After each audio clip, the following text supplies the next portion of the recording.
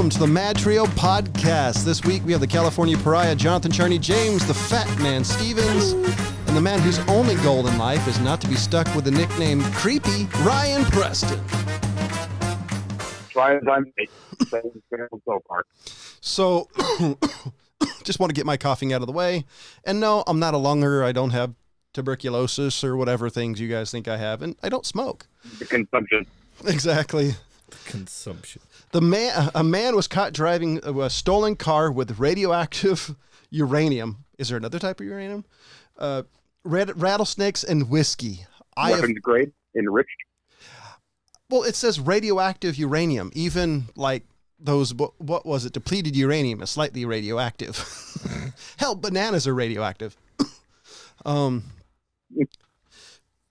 So I think this guy must have been having the best day ever. I don't know what the hell he was doing, but it sounds like he was having a very fun time. Now, were they live rattlesnakes? I don't know. I got to read the article. That's kind of what I'm wondering. Are they just dead rattlesnakes floating in some, jelly or, preserving liquid of some sort? Okay, I got to downgrade this a little bit because it was a bottle of Kentucky Deluxe whiskey.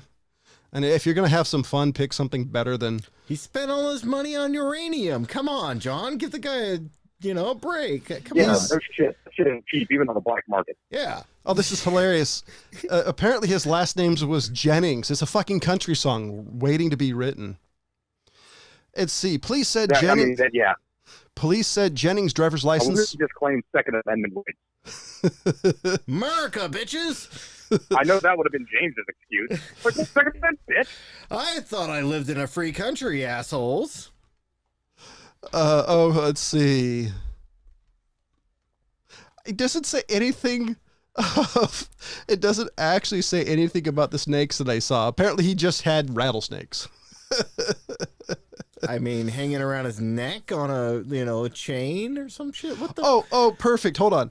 Police said Jennings' driver's license was suspended, and the car he was driving had been reported stolen. He reportedly told officers that he had a firearm in the center console, and there was a timber rattlesnake in an aquarium in the back seat.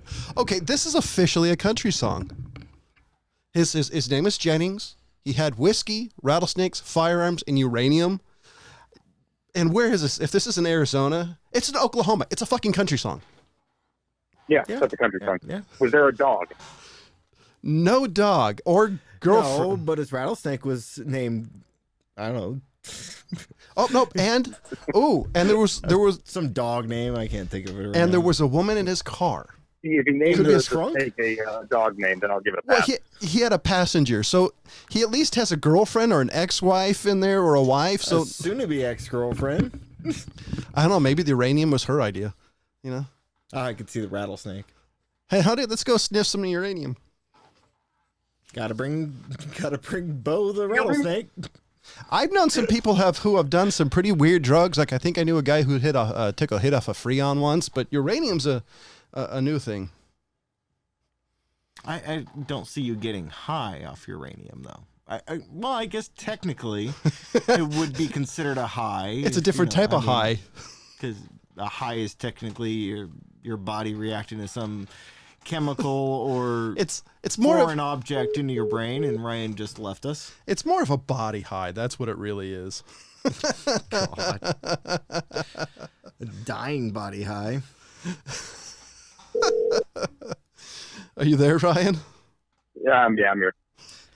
Well, we were discussing what type of high you would get off uranium. Yeah, not the kind of high you really want. That's what I'm thinking. But, technically. And So, and the world's new favorite thing that I don't completely understand, a gender reveal party burnout gone wrong ends up with a car engulfed in flames and $47,000 acre fire.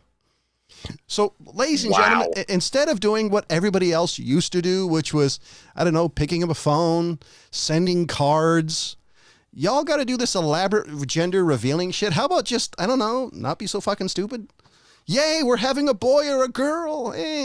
Just fucking tell people. Yeah. I mean, Right. and Or don't, because nobody really gives a shit. actually, my wife and I were trying not to tell anybody because I thought it was funny just to surprise show up one day. It's like, hey, we have a kid. I told one person. Yeah. I told one person just because I thought it would be perfect, and I got in a little bit of trouble, which, by the way, was totally fair because we both decided not to tell anybody, and I did Pandora's box, but this cat was literally walking out the door, and I waited till he basically shut the door and it was almost close. I said, "By the way, we're pregnant." Shut. All right. What was that?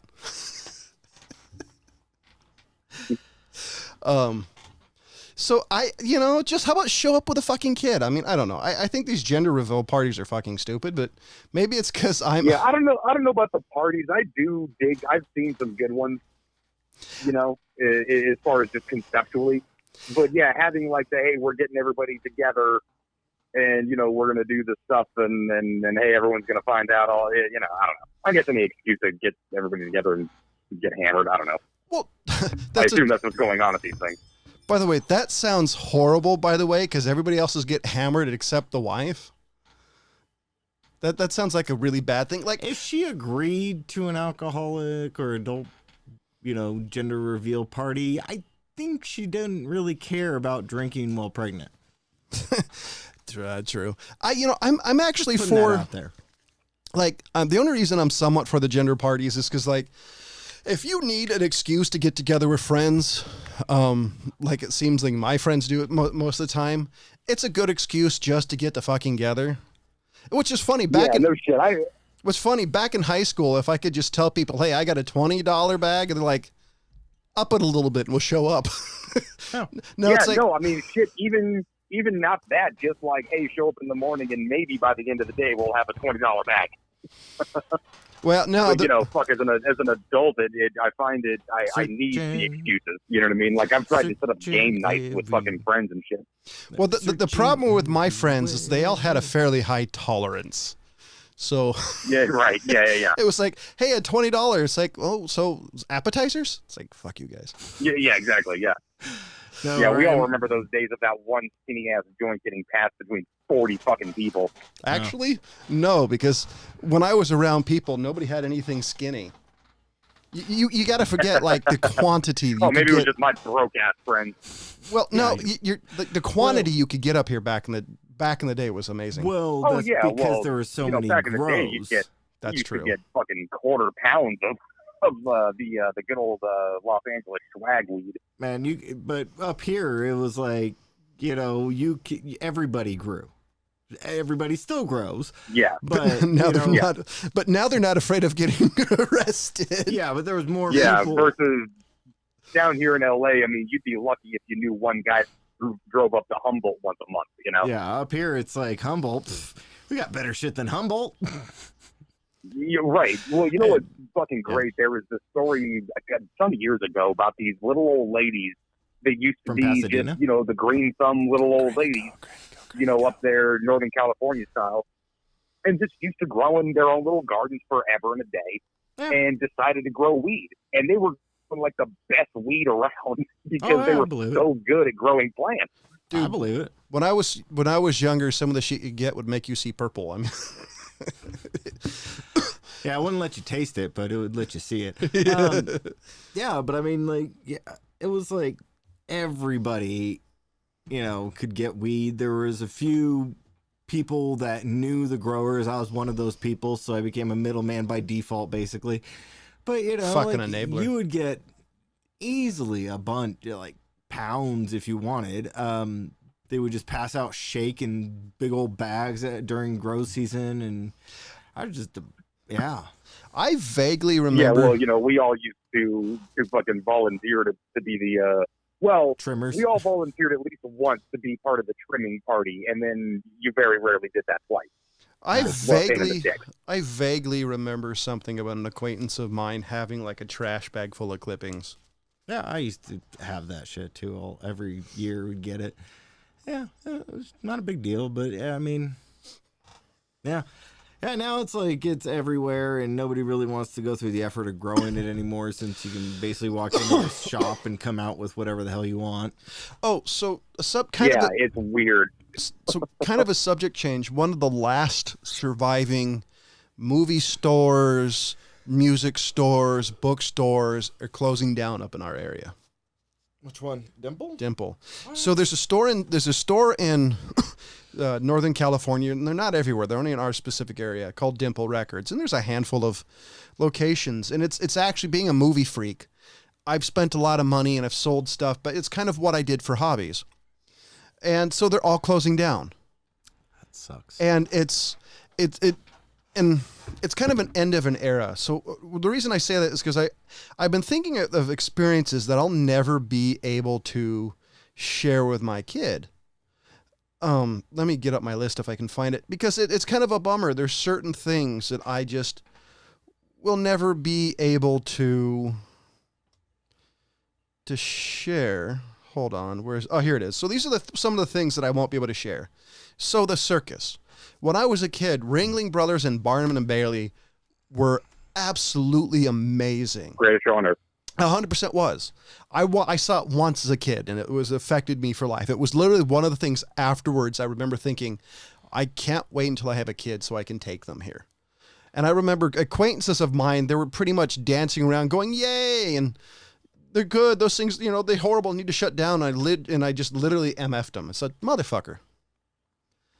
Video rental stores. If you've listened to us at all, this is an experience for us, which was going on Saturday nights or Sunday nights, scraping together money or begging your parents Tuesday mornings, Wednesday afternoons. Yeah, that's kind of where I'm at too. It was like every day type thing. Or every other day, depending on how many movies. Every other day, we usually pick enough movies to last a day and a half. Music stores. I've always liked music. I've never been a buff enough to buy a shit ton of CDs. James is an acquaintances with a guy who has a ton of CDs, and it's just not, never been my thing, but I loved music stores. I loved trying to find the perfect, it's like the album, because there's always rare albums that I always looked for. Never found most of them. But this is stuff I'm going to miss. The other thing is retail stores, like electronics stores. Up by us, I don't know if they were anywhere else, but there was a store called The Good Guys. They were my favorite stores. Yeah, I think they were down here. They were my favorite stores to go in as a kid. Wall-to-wall electronics. They had the old school TV wall. I remember when I was a kid back in the 80s, my parents bought a 32-inch TV back in the 80s. It was huge. It took 4.5 people to move. It was 500 pounds. You could literally... 4.5? Yeah, well, I was trying. Come on, give me a break. Okay, I got you. And I remember, I remember the experience and the fun of it. And now electronic stores, everything sells fucking electronics. There's no specialists anymore. I mean, up by us there's no reason to leave your house anymore. See, that's there's no reason to make an event out of it. Radio Shack's closed. No, there isn't. There's still a Radio Shack over by off of Green Valley. Oh, really? Yeah. Is it that last Radio Shack, like that last Blockbuster in Canada? Yeah, basically. And the issue I have, and this is especially as I get older, is the thrill of online shopping I've kind of lost, because not only do I not have disposable income, the disposable income meaning that I'm willing to be fucking broke forever. You may not, pay rent. Like as a kid, you didn't necessarily care because there's this latest gadget or gizmo or whatever the fuck that you were willing to purchase. I just don't have that because I have more responsibilities besides myself. And I like going to the store and seeing, okay, is this what I want? Is this what I want? And playing with it and really, besides just, I hate returning shit because some shit you return is like returning giant objects is a fucking pain in the ass. Yeah. Like the fact people return TVs on Amazon amazes me. Yeah, no shit. Yeah, I wouldn't. I would just have an extra TV. That's what would happen. Right? I'm fucking taking that thing somewhere. Or what I would have done is like, here, I'd asked a friend, hey, do you have $1,200? Well, I'll give you this $2,500 TV for half the price. If you just give that you give it out of my house, which would never happen. I hold on to TVs pretty well. I mean, I fucking I bought a goddamn N64 game because I got on Nostalgic one afternoon, and it didn't work. And I was like, okay, well, fuck, I got to return this thing. And I go on to Amazon and I hit the thing and it says, okay, take it to this spot, and print this label out. And they made it as easy as fucking possible. I still have that game. Mm-hmm. Matter of fact, I fucking blew on it old school style until the damn thing worked. And then it And smiled. now I didn't have to take it back anymore. Yeah, But for a good week and a half, it wasn't fucking working. And just because of Amazon's super simple return policy that I was unwilling to follow, I got it working. I still think it's a pain in the ass, but they have the easiest. It's the easiest thing in the world, but it was a fucking bridge too far for me. Right. And the other thing that, and this is more of an experience versus going somewhere, Saturday morning cartoons. Yeah. That was no shit. That was something to me. I literally remember, like, during the week, getting up at 6 o'clock or 5 o'clock, whenever I had to wake up. I dreaded it. I couldn't wake up on the weekdays at 6 a.m. without an alarm clock to save my life. I actually broke a number of them because I hit them so hard. The one with a bell that used to go, I broke one of those. Just threw it. But I would wake up 6 o'clock on a Saturday so I could make sure I could catch the first cartoon. There used to be this kid. That wasn't me. Appointment viewing in general, not even just Saturday morning cartoons. I was sleeping until X-Men came on. No, see, I remember as a kid, there was this candy. I'd wake up and then go back to sleep. The one I remember is there's this candy cane motherfucker, and I don't remember the show's name or anything else, but if you saw him, you knew, okay, cartoons are going to start after this stupid show. And so I always tried to get up so I could watch cartoons because I have always been an animation nut. So there's very few cartoons I won't see. There's a handful of them that I have no desire to or I don't want to see. But I miss the experience of things. And I think that's one of the issues I have with everybody doing online shopping. Oh, the other thing, you go to the fucking movie store, electronic store, whatever it is, you name a thing. And there's the jabroni behind the counter and say, hey man, I'm looking for a movie that is this genre or this actor that has this specific twist. And one of the guys in there or girls in there say, oh yeah, you want this movie, or this movie. Or you go into an electronic store, dude, I'm looking for a TV that's 240 hertz that has 6 HDMI and does this, and this. The guy go, okay, it's the last one to the right and it's an LG. Yeah. Well, there's that simple interaction, but then there's also in the case of the video store that, like you kind of bring it up or alluding to, that found movie that guy knew. That fucking one guy who was like, hey, you know what, man? You like that movie? Not a lot of people dig that. Let me show you another one. And you're like, all right, man, I'll let you go with this one. What do you got? My favorite one was going into the video store I used to go into all the time, and the guy behind the counter going, hey, you want to see some shit?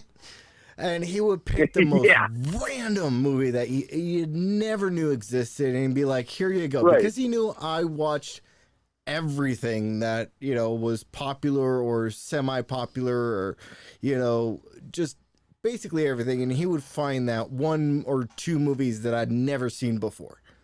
And so I used to, way back in the day, right after high school, I worked at Hollywood Video. And one of the things I enjoyed, too, was fucking with people. Because if you're working retail and a guy who's not only making it minimum wage, but his pay raise was like maybe 10 cents. It's like, okay, I'm going to fuck with people. Like, I remember a group of people who were just being a bunch of doinks. And I said, and then they recommended the week after. It's like, we really want a horror movie. Oh, there's this one you're going to love called Altered States, which, by the way, is a decent movie if you're looking for a certain type of movie. But if you're expecting a slasher and hacker and, one of these just atypical horror movies. Watch Lawnmower Man. Lawnmower Man's a better movie. Everybody has access to the materials they need to make whatever they want in a very cheap way. The YouTube movies and things like that, or people just grabbing the cheap camcorder and some cheap editing software. I'm also a firm believer in art lives in its limitations. You know what I mean? Like if you give me put me in a room with every instrument known to man and ask me to make a song, it would take me 10 years before I picked the right instrument. Yeah. Oh, by the way, like if you give me a fucking clarinet and a drum set, it's like, all right, well, It's not going to be the best. I'll get you something. By the way, talk about short So films. the distribution back in the day, I mean, the effort that it took to make a fucking movie is not there anymore. I mean, there's still the effort, but then that grind of the distribution, trying to find somebody to sell it to, it wasn't just any idiot trying to make a movie. Or if it was that idiot, it was that guy that was the most passionate person you've ever seen and was willing to spend the next 10 years trying to get it done. By the way, talk about short films. I want to give a shout out to Paul Holdbrick at our at Chunk Films, one of my all-time favorite kind of short film guys. We've reviewed some of his stuff at Run Real Flicks Reviews. A Girl and Her Gun was one of the ones that we did back in the day, so shout out to you guys.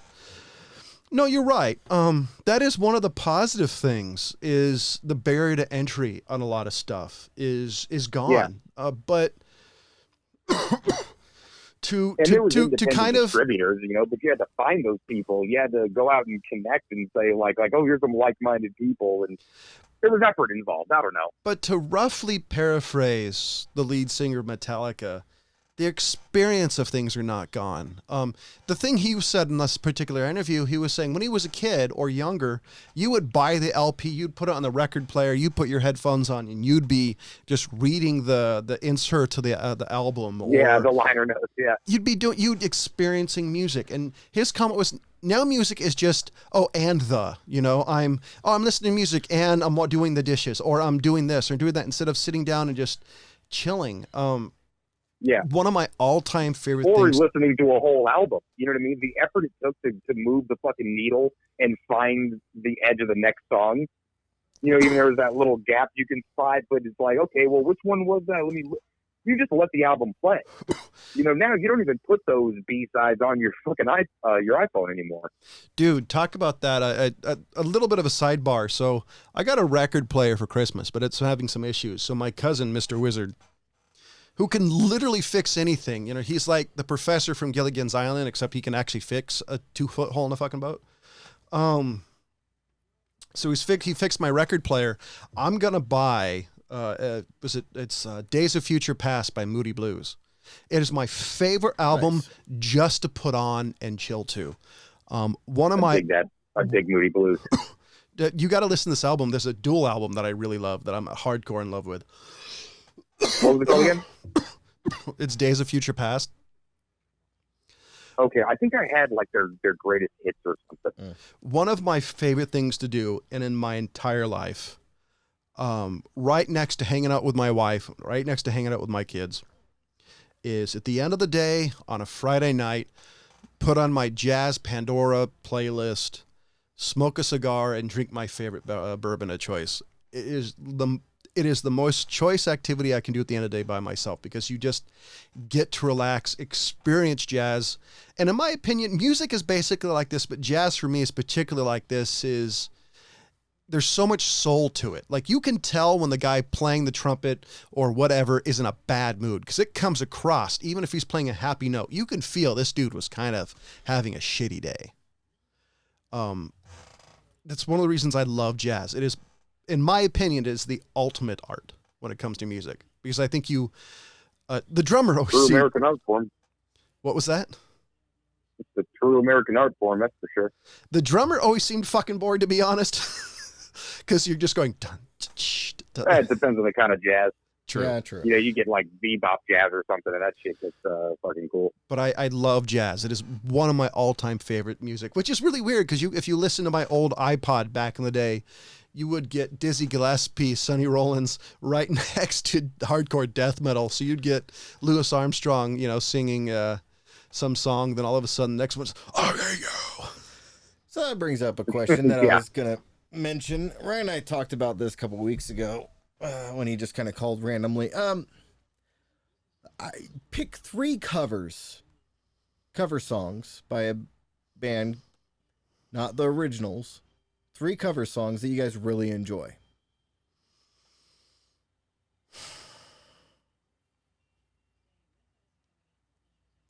Wait, was that a question? Yeah, that is a question. Just part of that? Yeah. What was the question again? Try to narrow it down what to are 3. 3? That I enjoy more than the original? That you enjoy more than the original. 3 covers of a song can I like them in the same? Can I like both, or because You can like both, but I only want to know the cover. Who did the cover and the with song? a little help from my friends, the Joe Cocker version. I can't even fucking listen to the Beatles version anymore. Yeah, that changed everything. Goddamn, Joe Cocker's done a few covers, but as far as top three, one of my I really like the Disturbed Sound of Silence, just because it's a you different. can just shove that up your ear. Well, it's a. I was gonna say James might try to fly across the table at you right now. I was like that controlling one. myself. I remember trying to defend that one, and he's like, "Fuck you." Lincoln Brewster's version of Hallelujah. Okay. I like the original, but I like Lincoln Brewster's better just because I like his spin on it. God damn. Yeah, Ugly Kid Joe, Cats in the Cradle. Yep. By the way, and if any of you And I'm going to motherfuckers... go with Sepultura's version of Bullet the Blue Sky by U2. Nice. Wow.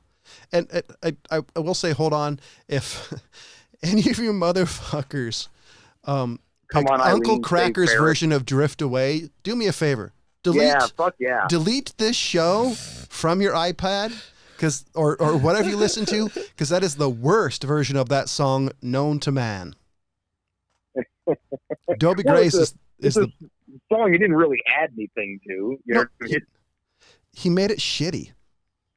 Like, it's really hard to make that song shitty because I love every version of it, but that's the worst version of that song in history. Yeah, and I love most versions that I've heard of House of the Rising Sun, but I still would always go back to the Animals. Yes. Even though technically it's not like it's their original song. Yeah. It's not. You know, I think the lyrics they trace back to like the 20s. Yeah. Hurt by Johnny Cash. Oh, yeah. That is my... I think with some old English folk song. No, it was a Nine Inch Nails Hurt song. by Johnny Cash. Oh, And I fucking love the Nine Inch Nails version. But damn you, when I saw the Johnny Cash thing, that was that's like life-changing kind of music right there, you know? well, see, one of the reasons I like covers, like Johnny Cash to me was the perfect cover because he took a song and flipped it on its head. Like the way he did it changed the song. And to me, that was one of the reasons the guy was a genius. Sometimes people do it cover for cover, and that's one of the reasons I like Disturbed's version of Sounds of Silence, because I think he put a little funk on it that wasn't necessarily there before. Like, it was still kind of a dark song, but I think because that guy really does have amazing vocals, I think he added a little bit more dreariness to it that I think really enhanced it. Well, that's the thing about covers, you know. Yeah, all on the Watchtower for sure. Yeah, Jimi Hendrix version I like better. Covers is you're getting people who that song meant something to, you know, maybe in a way that the original artist not necessarily had intended, but can still be interpreted that way. That's why I love the Joe Cocker with a little help from my friends, because to me he did that song I think the way he heard it, you know, not as some poppy upbeat tune, but like this really passionate cry out, you know? Exactly. So, since Ryan threw out two covers that I was going to pick, I'll change one of mine. Right off the top of my head, it's got to go to Sweet Dreams by Marilyn Manson. No shit. That is an amazing song. I like the original. Wait, I like the Eurythmics as well, but I like Manson's better. See, I like the Eurythmics better, but I'll definitely give you his version because he added something that song never originally had. He added his funk to it, which you're right. It totally changed the song. It went from being kind of a pop song to being a creepy fucking song, especially if you saw the music video, if I remember correctly. And then Lake of Fire by Nirvana. That was a cover of the Meat Puppets song. And I don't know if you've seen it. Originally I was totally against this, but I actually watched the video, listened to the song, and I think they actually did a great job. Is Five Finger Death Punch version of Zombie by the Cranberries. I have not heard anything they've done. I have not heard that either. Oh, I actually liked it. Initially, I was going to be like, oh, it's going to be terrible like The Sound of Silence by Disturbed. But, it actually turned out to not be bad. I actually enjoy it. okay. I've got the ultimate song right here as far as which is better than the original. Me and Bobby McGee by Janis Joplin, written and originally performed by Chris Christopherson. And Chris Christopherson actually gave it to her personally. So I like her version better. All right. Just because it has her flavor to it. I think the song originally. I still have to, my top 2 picks always will be Cats in the Cradle by Ugly Kid Joe and the Animals version of House of the Rising Sun. God, see, it's really hard for me to pick. Those are my top 2 hands down. Every time somebody says, what's a great cover?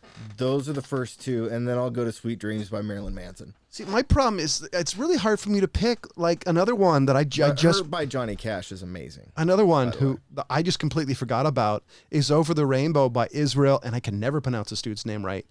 Kamiko. Yeah, brother is. Just call him brother is. Yeah, is. I love his version so much better than Judy Garland's. Because, there's so much happiness in that. Like, it's one of those songs that you can listen to be pissed off and you'd be in a better mood just by listening to it, just because the way it's done. It's also a bit of a mashup too. Yeah, he breaks into Louis Armstrong's "What a Wonderful World." Yeah, That's he true. He goes back and forth. So it's basically his own version of the song, but I still got to go with it. Which is kind of like for me, that if you were talking about a cover, that's kind of what I would pick as a cover. Is most of the covers I like, the person took their song and made it their own. Johnny Cash and Hurt, Brother Is, and Over the Rainbow, even Marilyn Manson's version of Beautiful People. Like, if you take all these songs, it's the same song, and a lot of times it's even the same. It's musically it's right, but it's the same. But it's the way they do it that just changes the song. Marilyn Manson adds creepiness to everything. I don't care if he was doing "It's a Wonderful Life"; it would be creepy as hell.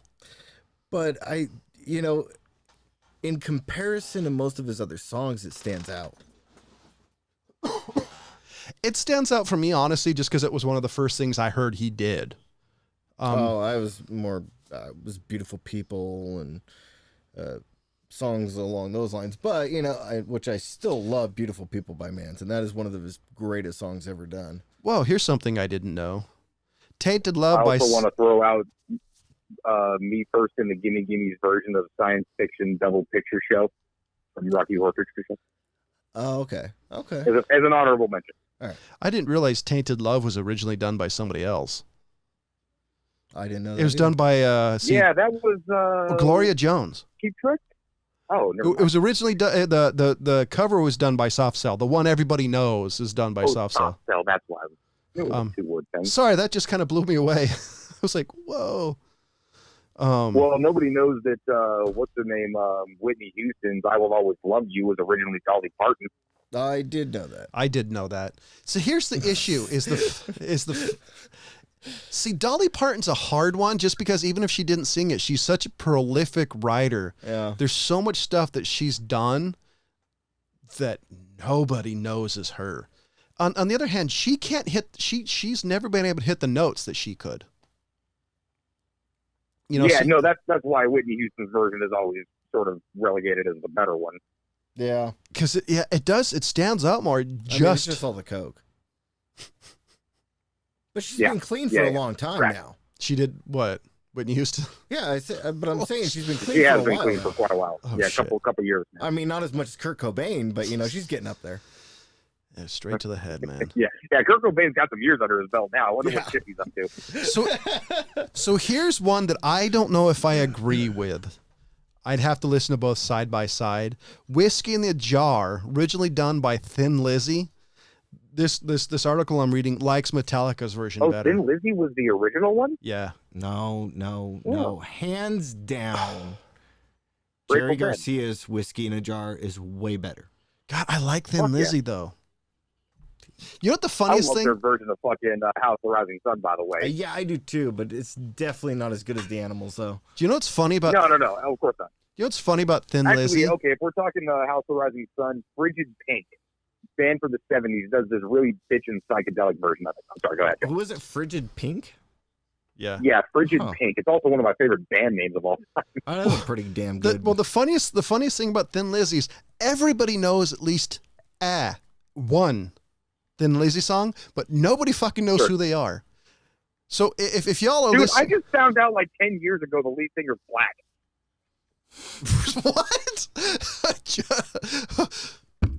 McFly, seriously? He watched him at night. Yeah, seriously. I mean, not like I watch a lot of fucking Thin Lizzy music videos, but I was actually heartbroken as a kid when I heard he overdosed, but like so everybody out there, if you're listening, the boys are back in town. You've heard it. It's attached to baseballs, TV channels, all sorts of things. Yeah. That is a Thin Lizzy song.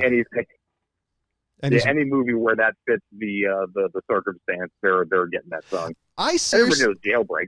I seriously hope one of those guys in there gets credit.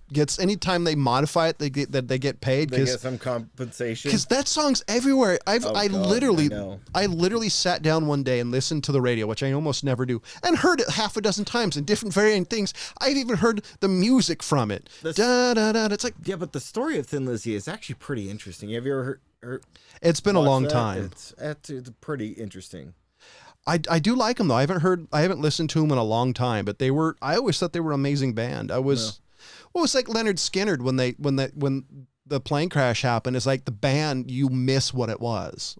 Yeah. Because, the lead singer or the members that died, I mean, pretty much after the lead singer passed away, they didn't really go anywhere.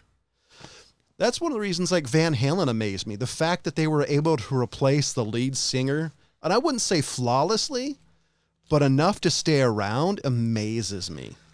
I would also say AC/DC was like that too. They did a great one. But when they picked, was it Brian something over? Because when Bon Scott picked, they picked the perfect guy just because how similar and dissimilar the guy really is. Yeah. Why are they hanging up on Brian so much? That was the thing that amazes me because those are almost two different. I mean, they're so, what to say? They're different enough, but they're similar enough that they still have the same funk. Yeah. Yeah. And but in all honesty, I would say it's not necessarily, it took me out of, Ryan, are you there? Ryan? That was weird. And I would say for AC/DC, honestly, they could replace AC/DC with almost anything, but it's the actual guitarists. And unfortunately, one of them passed away. But it's the physical. Yeah, is that Angus Lee? Yeah. Yeah. It's the actual musicians in AC/DC that you could never replace. True. I watched a video. For a while, I got in this thing of watching loadout videos where you go underneath the stage and they'd have a guy talk about all the equipment all these musicians would play. And the AC/DC guys don't clean their equipment. Like if they're on tour, they don't clean it very much. They don't swap anything out. If it works, it works. And the short guy who wears that school kid's uniform, I can never remember his name. Young. Is that Angus Young? He sweats so much on stage. The main guitar he used actually has rust on it from him. And I was like, see, that to me is the ultimate musician. It's the dude who just want to play, doesn't really give a shit. Like it works, let's go. But I mean, if you watch him play the guitar, I mean, he's like dancing like a drummer.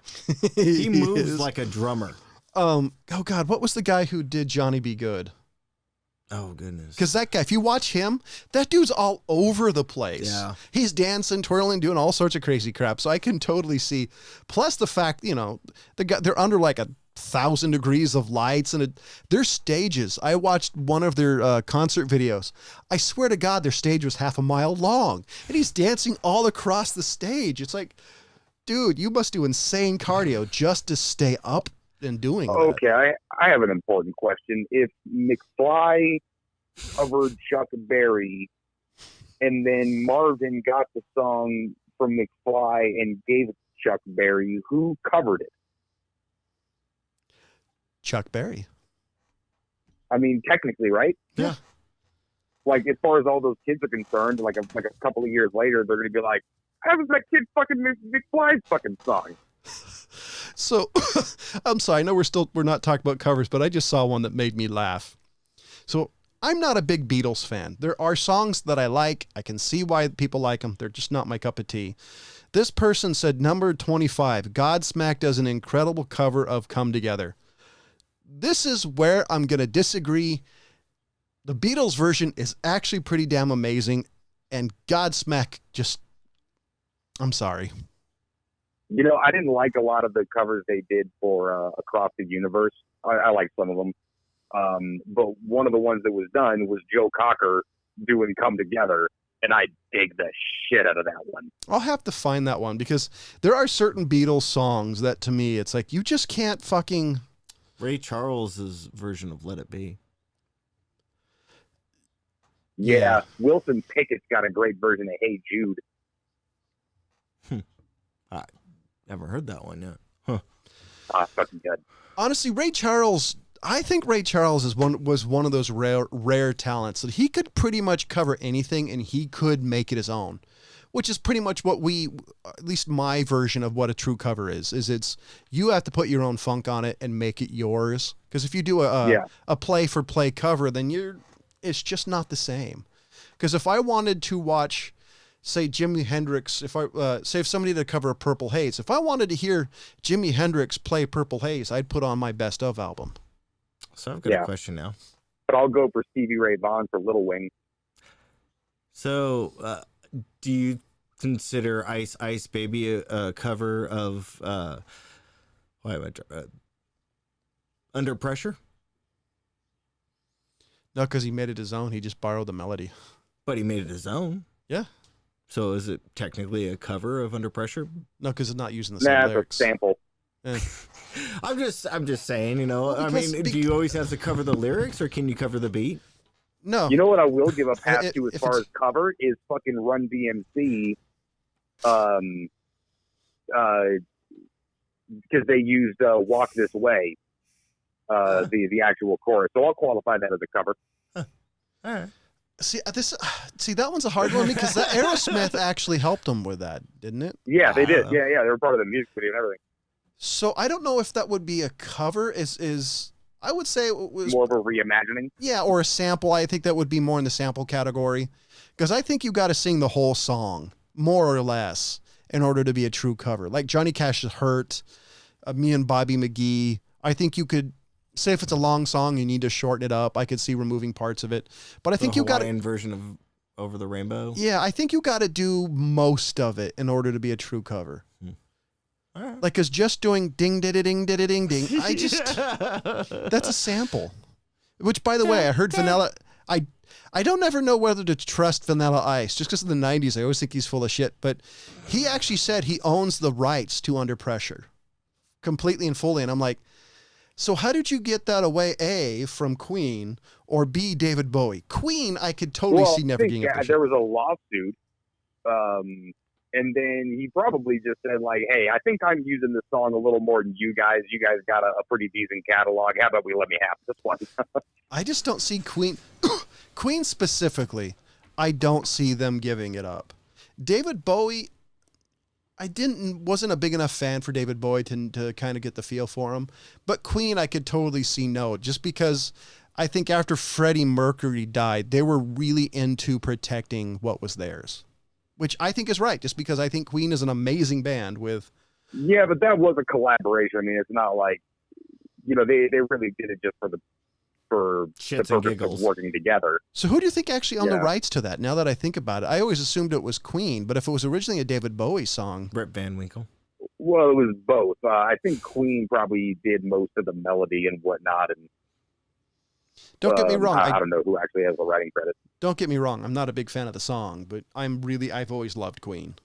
Yeah. I mean, if you cannot be a fan of music and hate Queen as far as I'm concerned. And the weirdest thing for me and this is a little bit on the politics sidebar. So I got and another thing sidebar. So I got to trigger warning, is I remember talking to people who hated Queen just because Freddie Mercury was gay. And it's just like, okay, remove his sexuality. Because unless he's fucking do it on stage, how can you tell? But listen, listen to his music. I know very few musicians off the top of my head that had that fucking range. And if you don't believe me, he was an amazing listen, listen to the Flash theme song, just in the range that he goes to so fast. And there's other good examples, but that's the one thing. It's just like, whether you like gay people or not, if it's their art, I mean, come on. Yeah, but I mean, by the way, don't be a hater. Yeah, not only that one, but We Are the Champions. I mean, that is an amazing song as well. I'll be honest, that got played out, but the fact that how much We Are the Champions and We Will Rock You. We Will Rock You, how those two became synonymous with sports. Yeah, you cannot go to any sports game, whether it be baseball or football, probably not so much hockey or soccer, but I mean, you're always going to hear We Will Rock You. And the whole dun, dun, dun, how that right there is amazing. That very few songs are, I think, really kind of get in people's head enough that you could just have to go, and everybody just instantaneously gets it. It's like being in Texas and doing the Heart of Texas. It seems like every Texan knows it. Yeah. Anyways, but as far as I'm concerned, you cannot be a musician or a fan of music and hate Queen. Yeah, one of my favorite things on YouTube for a while, my girlfriend got me down a rabbit hole on, was the people who have never heard specific music, like hip hop people who've never heard rock and roll before. Yeah, I love those. Reacting to like Queen or something like that, and they're like, okay, people have been telling me to listen to this band called Queen, this song called Bohemian Rhapsody, and you're just like, oh, you've never heard of this before, and you assume that everybody's heard that song, at least I did, and I'm like, oh, here's somebody who's never heard this, and the joy that I fucking got from watching these people, their eyes get big, like, what the fuck? Oh shit! What am I listening to? This is amazing. Damn good. Yeah. Yeah. Like, how have I never heard this before? Like, what? I want to listen to some more Queen. You're just like, oh, that's amazing. So I had a question. Do you guys have a song that you guys just really love? For an example, for me, the song that most people think would out of my wheelhouse, but out of my top 10 songs, it's probably number 1 or 2 is Dobie Gray's "Drift Away." It's literally one of my all-time songs because it has the melody, like the Purple Haze melody for me, that as soon as the song plays, you instantaneously knows what it is. It is one of my top 10 songs. Will always be one of my top 10 songs. I think the two songs that come to mind that are most often on my top 10 would be. I mean, probably considered, two of my favorite songs ever. Procol Harum, "Whiter Shade of Pale." Yes, I love that song. And "Fuck Her Gently," Tenacious D. All right. I wish I could say the band's name on "Lighter Shade of Pale," but I've never been able to say it correctly. I've heard people say it. I've had recordings of people say it, and for some reason I still fuck it up. But I love that song. Keep a tape recorder with you, Procol with Harum? just the name. Yeah, Procol Harum. Yeah, just keep a tape recorder with the name, and when you just want to say the name, just push the tape recorder and it says it. I mean, very simple solution, John. And it was one of those things for me, honestly, that blew my mind. Like, I remember Sonny Rollins is a jazz musician, and I was listening to my jazz playlist one day, smoking a cigar. Then all of a sudden, I heard this kind of traditional. Can you shut the door a little bit more? I heard kind of this traditional jazz. Then all of a sudden, I heard this hint of a Latin beat in it. And it was a way that I've never heard before, and it literally blew my mind. I literally just remember going down the rabbit hole of, holy shit, this is fucking amazing. And Procol Harum was like that for me, because there's just something about that song that is so distinct to its time, but the way it's done for me is just like, ah. So I don't. It's one of the most beautiful songs that I can think of. Yeah. So I remember the album name, but it was the first tape I ever bought that I actually went out and bought. Yes, he's old, ladies and gentlemen. Yeah. Anyways, so, but it was Grateful Dead. Now, the problem with the Grateful Dead is those bastards cannot do the same song twice in a row. You could buy all their CDs and have one song and not have one song that's similar. Yeah. They're amazing like that. They really are. But it's Broke Down Palace and Front of the Devil. Yeah. Now, I know most people will know Front of the Devil as long as you're over your 30s. But Shit, you got me into that one. yeah, Broke Down Palace. I think into the Dead in general. Yeah, but Broke Down Palace was just an amazing song that was just kind of the spur of the moment. It's just like when I said Whiskey in the Jar by Jerry Garcia. I say by Jerry Garcia is because he was not in the band technically doing a recording. Yeah, that was the piece of tape, wasn't it? Yeah, so it was just a tape that they were just kind of talking, and you literally hear Jerry Garcia in the beginning of the song just go, you know, I remember this old kind of folk song. I don't really remember all the lyrics. And he starts playing it, and he just starts singing it, and he sings the whole thing. And at the end of it, he goes, I think that's how it goes. But, yeah, exactly. but that's kind of how the Dead worked. They never really had a set of songs that they they're were a always jam going to band. do. But yeah, that's It's really what always, they're. also so the this reason is- people followed them around, aside from the acid, was because you're getting a different show every time. You know what I Yeah. mean? You can't do that for, fucking The Boss or something. So Yeah. this is going to be sacrilegious for some people. I'm not really a giant Grateful Dead fan. No, Don't that's don't not get me sacrilegious wrong. at all. I can see why people like them. Not my particular cup of tea, but one of the I reasons can why see why people don't like it. Yeah, I agree. one of the reasons why I'm one of those people that's like, no, I get it. If you're not liking them, I'm on board. Yeah. one of the reasons though they'll actually always hold a special place in my heart is because from everything I've ever read about them, they would experiment with everything. Yeah. If you don't believe me, look up the Wall of Sound. Look at the speaker system Phil that Spector. they toured with. And it took years to make, and it was so ridiculous. I think they only did one actual tour with it. Simply because of that is one of the reasons why I'll always love them, because I love bands that are not afraid to experiment. And maybe this is a thing of the 60s, because if you look at the Moody Blues, the Sounds of Future Past, I don't know if it was, but to me, you would that particular album would have sold diddly shit nowadays, just because Yeah. it's By the way, Questions by Moody Blues is also one of my favorite songs of all time. I can't remember song lyrics to save my life. I know I've heard it, I just can't remember. Yeah. Why do we never get an answer? Okay. Yeah. Okay, so now I had to look this up, and unfortunately, they don't actually have it, but I do have a very rare Grateful Dead CD album.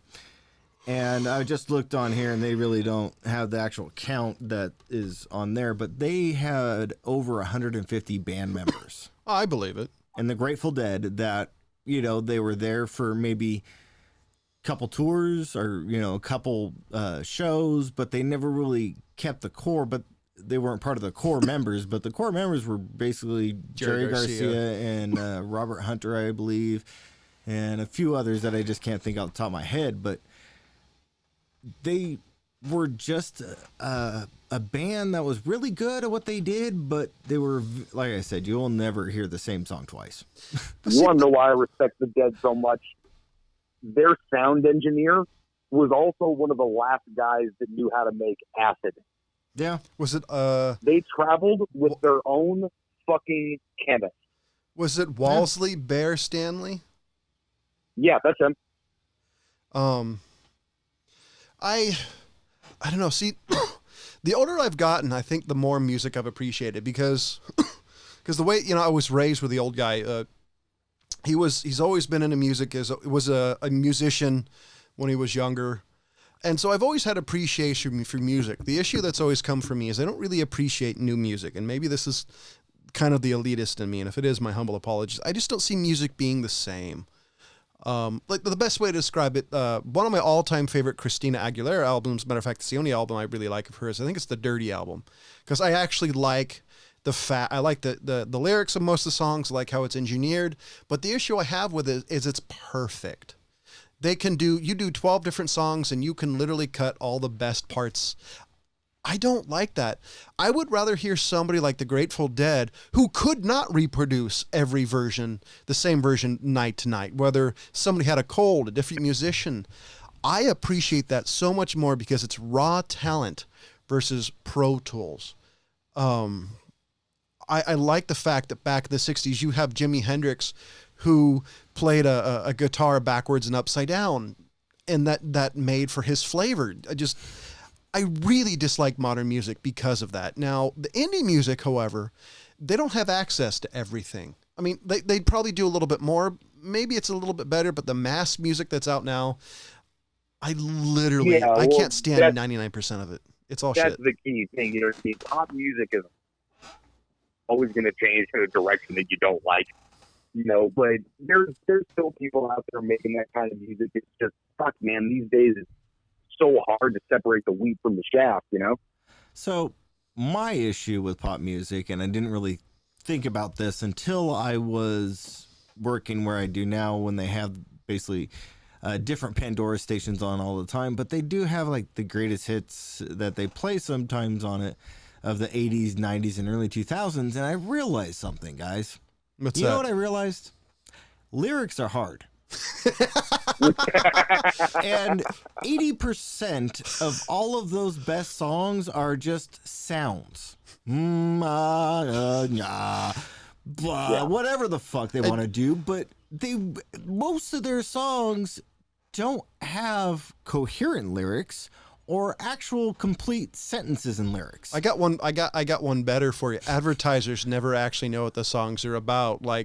My favorite one was having a bunch of little kids sing, "Yummy, yummy, yummy, I've got love in my tummy." And I heard that and was instantly creeped out, because everything I've ever heard, including from the musicians themselves, that was not about food. Yeah, I put your lime in the coconut one more goddamn time in my life, I'm joining ISIS. And you drink it all up. Fucking infidels at that point. I hate that song so much. But you drink it all up. Actually, shit. Actually, you know what song I used to... Have you called the doctor? Fuck you. That's enough of that. Actually, you know what song I used to love, but even today I hate because my local radio station was. I really loved Godsmack's Voodoo, because for that album it was on. It was different than everything. Then Voodoo was dope. Up in Sacramento, there was a rock station named 98 Rock. Now it's the classics. It's the best of the 90s and early 2000s. They literally, if you were on the bus, they would play it almost back to back multiple times, and there's only so much you can hear that song before you're gonna pluck the motherfucker's eye out to you next to you, like I fucking in Kill Bill. I hate that song still. Matter of fact, I have that album, and if I play it once in a while, that turns on, I'm like, no, I'll rush to it like a fat guy running after a donut. I hate that song with a passion. What was it? There was an honorable mention band for me on anything is Pink Floyd. Yeah.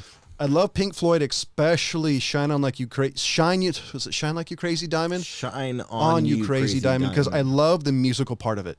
The lyrics, give or take, but the music part of it is my absolute favorite. So Ryan and I having a great story about this song. Do you remember this song, Ryan? Do you still have the scar? Oh, that one. Ryan? Huh? Do you remember Shine On You Crazy Diamond?